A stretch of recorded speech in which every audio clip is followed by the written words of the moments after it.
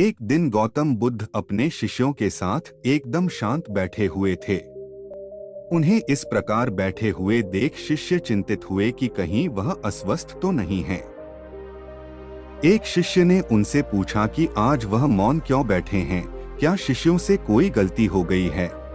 इसी बीच एक अन्य शिष्य ने पूछा कि क्या वह अस्वस्थ हैं, पर बुद्ध मौन रहे। तभी कुछ दूर खड़ा व्यक्ति जोर से चिल्लाया, आज मुझे सभा में बैठने की अनुमति क्यों नहीं दी गई है। बुद्ध आंखें बंद करके ध्यान मग्न हो गए। वह व्यक्ति फिर से चिल्लाया, मुझे प्रवेश की अनुमति क्यों नहीं मिली। इसी बीच एक उदार शिष्य ने उसका पक्ष लेते हुए कहा कि उसे सभा में आने की अनुमति प्रदान की जाए। बुद्ध ने आंखें खोली और बोले, नहीं, वह अछूत है, उसे आज्ञा नहीं दी जा सकती। यह सुनकर शिष्यों को बड़ा आश्चर्य हुआ।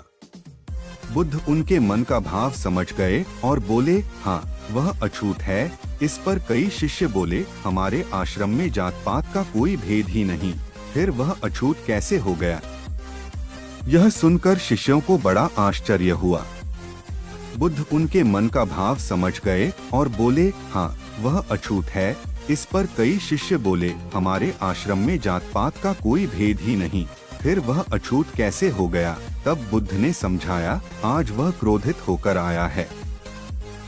क्रोध से जीवन की एकाग्रता भंग होती है। क्रोधी व्यक्ति प्राय मानसिक हिंसा कर बैठता है।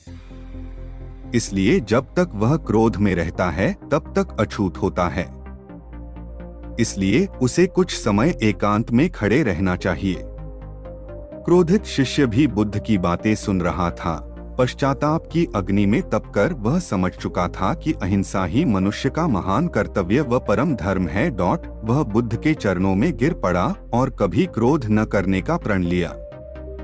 आशय यह है कि क्रोध के कारण व्यक्ति अनर्थ कर बैठता है और पश्चाताप उसे बाद में होता है, जिसका कोई लाभ नहीं मिलता। इसलिए हमें क्रोध नहीं करना चाहिए। असल मायने में क्रोधित व्यक्ति अछूत हो जाता है और उसे अकेला छोड़ देना चाहिए। क्रोध करने से तन, मन और धन तीनों की हानि होती है।